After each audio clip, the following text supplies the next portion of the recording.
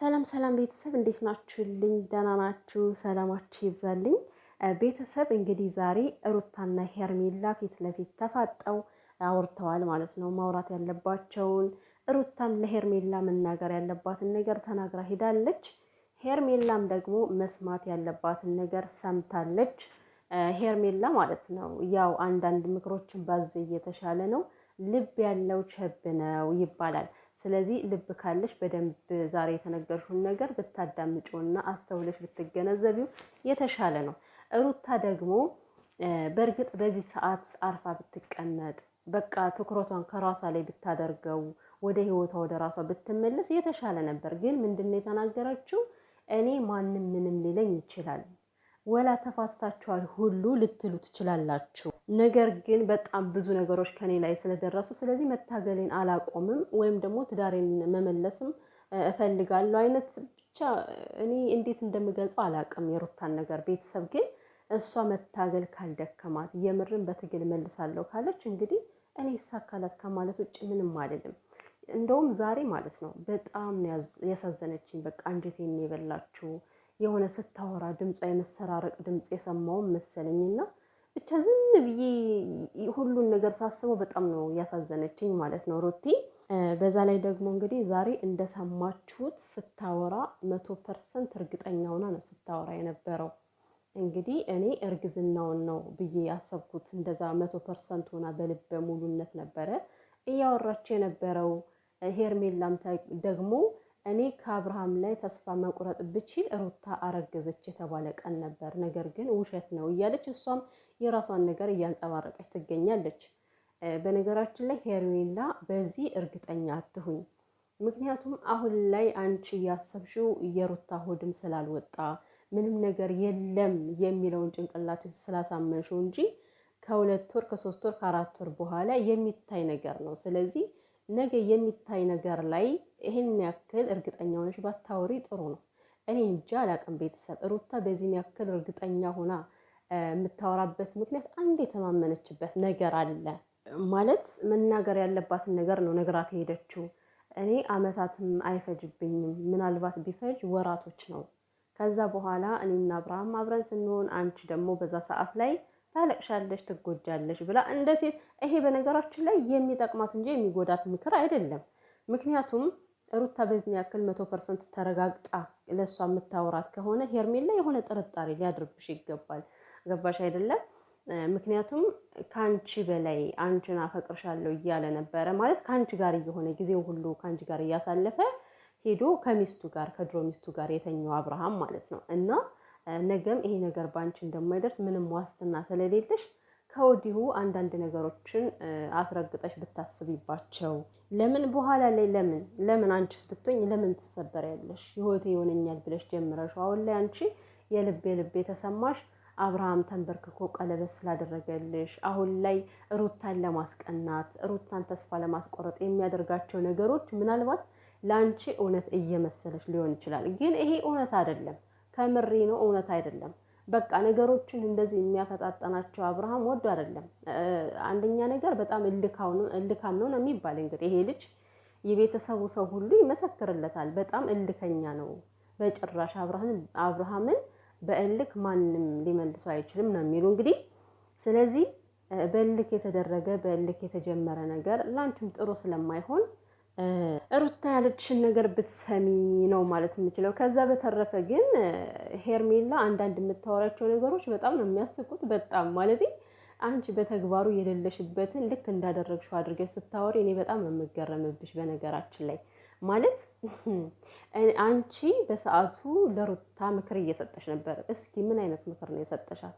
እስኪ እንደው ንገሪኝ፣ ምን አይነት ምክር ነው የሰጠሻት? ዛሬ የሆነ ነገር ትይና ነገ ከአብርሃም ላይ ተለጥፈሽ ነው የምናገኝሽ። ታዲያ ይሄ ነው ያንቺ ምክር? ይሄ ነው ወይ ያንቺ ምክር? እና ቀለበቱን እኔ ወድጄ አይደለም እኔ ጨቅጭቄው አይደለም የምትይው። ሩታ እኮ አራሱና ተኝታ አራስ ልጅ ታቀፋ ተኝታ አንቺ ገና 80 ሳይቀደድ እኮ ነው ነጭ በነጭ ለብሰሽ ገባሽ? ነጭ በነጭ ለብሰሽ ጓደኞችን ሰብሰብ አድርገሽ የፍቅር ጥያቄ የጠየቅሽ ሰው ነሽ። ታዲያ በምን በኩል ነው? መክሬሽ ነበር ምክር አልሰማ ብለሽ ነው? ላንቺ ጥሩ የሚያስብ ሰው ላንቺ መጥፎ ነው ብለሽ ሩታ ልትናገሪያት የምትችይው በምንስ ሞራል? ሄርሜላ አትሳሳች። እኔ አንዳንዴ የሆነ የዋህነትሽ ሁሉም ነገር ያወረብሽ ይመስለኛል ሳስበው እና በትክክል እኮ ነው ዛሬ ሩታ የተናገረችው በቃ 100% ልክ ነች። ስለዚህ ሄርሜላ ዛሬ ቀለበቱ ሰርፕራይዝ ነው እኔ የማውቀው ነገር የለም ብለሽ ብታወሪም ይሄ አዲስ ነገር አይደለም። ለምን አድርገሽዋል ከዚህ በፊት ማለት ነው። እና እኔ አይታወቅሽም ይሁን አላውቅም ማለት አንዳንዴ እኛ ተቋቁመን ማለፍ የማንችለውን ነገር ሰዎች እንዲያደርጉት ልንፈርድ አይገባም። እና በትዳሩ ሳለ አንቺ አፈቅርሃለሁ ብለሽ ፍቅሬን ካልተቀበልከኝ ብለሽ ልጁን ፌን ታሰርተሽ አይተንሻል እኮ ያንን ሁሉ እንዴት ትክጃለሽ? ታዲያ ያሁን የምትናገሪውን ነገር እንዴት ነው የምናምነው? ብለሽውስ ቢሆን ጨቅጭቀሽውስ ቢሆን እንዴ ቀለበት ካላሰረቻ አትተኛም እኮ ነው የተባለ። እኔማ ቀለበት ካላደረገላት ሌሊት ተነስታ ትሄዳለች ወይ እንደው በእንቅልፍ ልቧ ነው የምትራመደው እያልኩ ነበርና ምክንያቱም ቀለበት ካደረገልኝ በኋላ እፎይ ብዬ ተኛው ከዛ በፊት አልተኛም ነበር አለች። እቺ ልጅ የመንገድ እንቅልፍ ነበር ስተኛ የነበረው እስከዛሬ። እኔ ቀለበት የእንቅልፍ መድኃኒት ነው ሲባል ሰምቼ አላውቅም። ገና በሄርሜላ የእንቅልፍ መድኃኒት እንደሆነ ተረዳውኝና አንድ ሰው እንዴት ቀለበት ካልተደረገለት አላምን ብሎ ሰው እንቅልፍ ሳይተኛ እንዴት ያድራል? እና በትዳር መተሽ ዘው ብለሽ የገባሽ ሰው ዛሬ እናንተን አንድ ለማድረግ ከእናንተ ህይወት ለመውጣት ጥሪ ያለው ብትይ እኔ አልሰማሽም። አንድም ጥረት ያደረግሽው ነገር የለም። ማለት የሰውን ትዳር ያከበረ ሰው አያንተ ባለ ትዳር ነህ ሚስት እርጉዝ ነች ብሎ ያከበረ ሰው እንደፈለገ ኋላ አይንቦጫረቅም። እንደፈለገ ልጁን ሀገር እያሽከረከርሽ በጣም ብዙ ነገር አድርገሻል። በጣም ብዙ ነገር አድርገሻል።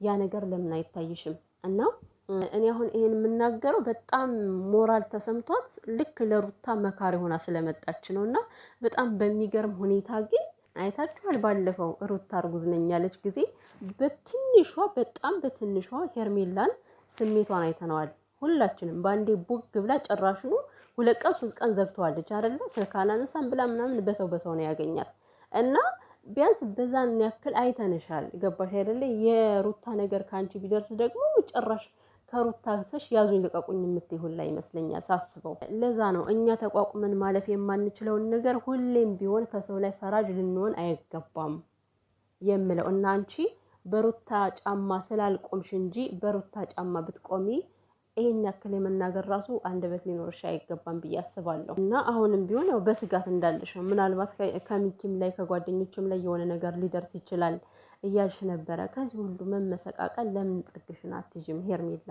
ከምሬ እኮ ነው። ያንቺ ኮተት ተኳቶ ከቤተሰብ ከሚደርስ ምስቅልቅሉ ከሚወጣ ይሄን በቃ አውቀሽበት ላሽ ማለት ነው። ሲቀጥል ደግሞ ሁሌም እንደምለው በእርግዝናው እኔ 100% ምንም ነገር እንደሌለ አምናለሁ አትበይ አይታወቅም። እኔ ዛሬ ሩታ በቃ እርግጠኛው ነው ያወራችበት ነገር የሆነ ነገር እንዳላት ወይም ደግሞ እርግዝናው ትክክል እንደሆነ እየተሰማኝ ነው ያለው ማለት ነው። ለምን በዛን ያክል ምላ ተናገረች ሩታ? ብቻ ሩታ የሆነ ነገር መታ በነገረችሽ ቁጥር ምንም አይነት ሰላም እንደማይኖርሽ በእርግጠኝነት እናውቃለን እኮ። ውስጥሽ ሰላም እንደማይኖረው ነገ አብርሃም ይሄዳል አይሄድም ብለሽ እንደምትጨነቂ ግልጽ ነው። ስለዚህ ከዚህ ሩታ ያለችሽን ምክር ሰምተሽ አንቺ መሆን ያለብሽን ነገር በጊዜ ብትሆኚ የተሻለ ነው ብዬ ነው። እና ትዳርሽን ማስተካከል አልቻልሽም በብልሃት አልያሽም ለምትዩ ነገር መሀል ላይ እንዴት ነው የሰው ልጅ ከአይኑ ላይ የሆነ ጉድፍ ተቀምጦበት አይኑን መግለጽ አይችልም አይደለ? ትዳሩ እንዳይስተካከል መሀል ላይ አንቺ ጋራ ሆነሽ ተጋርደሽ ነበር። ገባሽ አይደለ? አብርሃምን በአንድ በኩል ልቡን እየወሰድሽው ነበረ ወደ አንቺ። ይሄ ልጅ ከመካከል ሆኖ ልቡ በጣም ሲምታታ ነበረ። አየሽ ከመካከል አንቺ ቁርጥ አድርገሽ እኮ አብርሃም በቃ መሄድ አለብህ ከኔ ጋር ምንም አይነት ነገር የምንቀጥለው ነገር የለም። ምክንያቱም አንተ ኦልሬዲ ህይወት የመሰረትክ ሰው ነህ። መጣላት አለ በትዳር መካከል።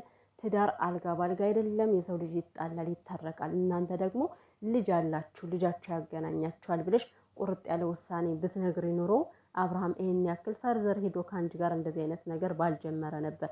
አንቺም ነገ የምትሰበሪበትን ነገር ነው እየተራመድሽ ያለሽው። እና ትዳሯን ማስተካከል አቅቷት ሳይሆን መካከል ላይ እንደ ዳገት ተቀምጠሽ ነበረ። ይሄን ደግሞ ልትክጅ አይገባም። ሁላችንም የምናውቀው ነገር ነው። እኔ የማረሳው ነገር የሆነ ጊዜ ላይ ሁለቱን ጠርታ ለማስታረቅ እኔ ከመካከላቸው ወጣለሁ ብላ በነጋታው ተለጣጥፋ የመጣችው ነገር ያው ሁሉ እያየን እንዴት ነው ከዚህ ጋር አሁን እኔ እንደዚህ ፈልጌ አይደለም እንደዛ ኧረ የማትይው ነገር ምን አለ ሄርሜላ? ለማንኛውም ሩታ ያለችሽን ነገር ከልብሽ አስገብተሽ ለነገሩ ምን እኛ መናገር አይጠበቅብንም። ሩታ መናገር ያለባትን ነገር ነግራሻለች። ይሄ ደግሞ እርግጠኛ ሆና የነገረችሽ ነገ ካንቺ ላይ እንደሚደርስ ስለገባት ብቻ ነው። ኤኒዌይስ ስለ ሁሉም ነገር ራስሽ ታውቂያለሽ። እንግዲህ እኔ አላቅም። ሰው ወዶ ፈቅዶ ማልቀስ ከፈለገ መጎዳት ከፈለገ ይሄ የራስሽ ምርጫ ነው።